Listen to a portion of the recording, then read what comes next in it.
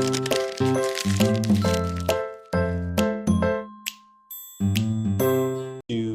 one. Hi guys, this is Thunder E from Booredatwork, and we're looking at one of the most integral parts of our build, our motherboard and processor. Today we're taking a look at the Intel DZ87KLT-75K motherboard. This is Intel's highest motherboard. This is one, of course, that supports the Haswell processor, and also supports all 4th gen processors, so from an i7, i5, i3, as well as the Intel K series processors on there. Now we have our Haswell processor already embedded on there, and we're going to talk about some of the different aspects of this motherboard. So the DZ87KLT-75K is pretty much one of the last in line of Intel's motherboards that they will be making. So as far as I know, I don't think Intel will be making another motherboard line next year. So let's take a look at some of the features on the board. You can see headers on the north and south bridge here. Some cooling, some insulation on there. You do also have slots to take up to 32 gigabytes of RAM, clocked at 2400 megahertz, DDR3. Cool thing about this is that this has a 10 audio channel, so you can get some very solid audio off this. Let's take a look at some of the other aspects of this board. I'm just going to bring this down a little bit here, and we'll take a look. So you see you've got a power onboard power and reset button. So basically you can use this is a very good board for use for testing, so you can actually do a lot of testing on the board here. As we look at a couple other components here, taking that Sierra ATA port here, so you've got 2x4, you've got 8 in total here.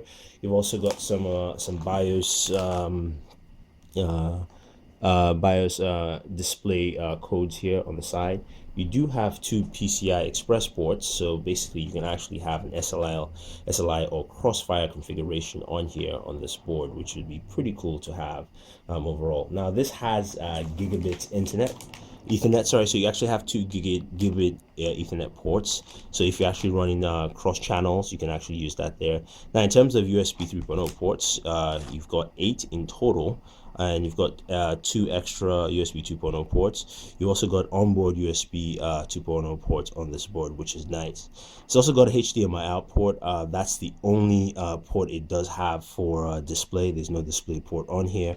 It's got a nice switch here with LED indicator for that. You've also got your serial port, which is old school standard.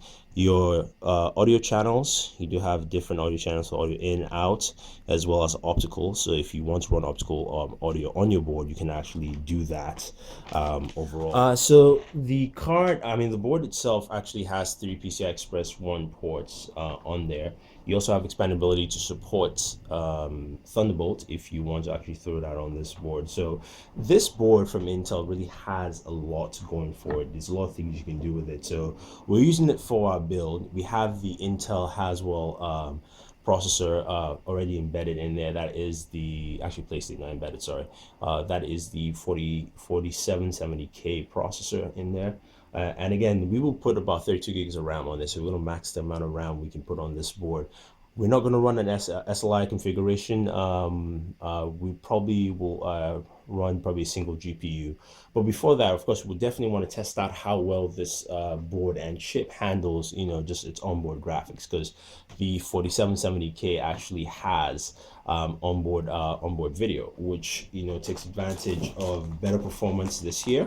And also some of the things Intel has added to that. So we want to see how well that handles, a few games. Now, Intel is well known for the visual BIOS, which they've actually brought to motherboards, and we want to check out what this year's visual BIOS brings to the table and on that. So while we use this board for our setup and our review, once we do the full build and throw everything onto the case, as well as add RAM, cooling, and all that stuff, we definitely would check out the visual BIOS on that.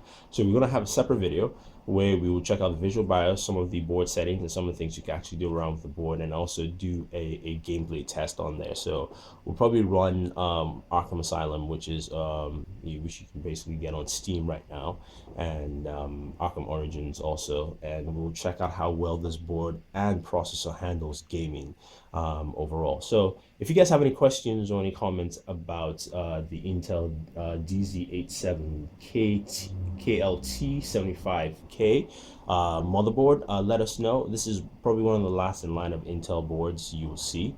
So if you're interested about checking out Intel motherboards, then definitely let us know. Also, leave your questions and comments. Don't forget to subscribe to our new channel, Board Gamers, where we have all our gaming videos. So we probably have some of the gaming videos we make off this board on that channel there. And also subscribe to Board at Work.